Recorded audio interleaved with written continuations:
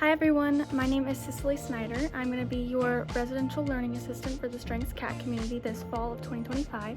A little about me, I am from Holton, Kansas. I am a sophomore psychology major and I'm going to be living in West Hall this fall of 2025.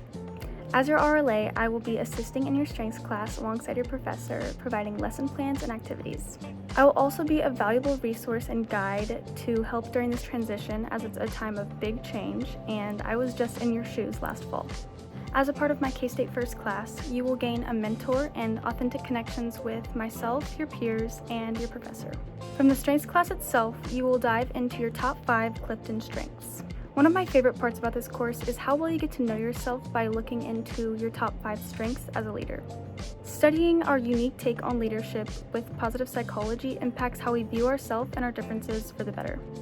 Personally, this is one of the many great lessons that I learned from taking this course. Overall, it is very important to me that the atmosphere of our class is very comfortable and fun, one that makes you excited to come to class.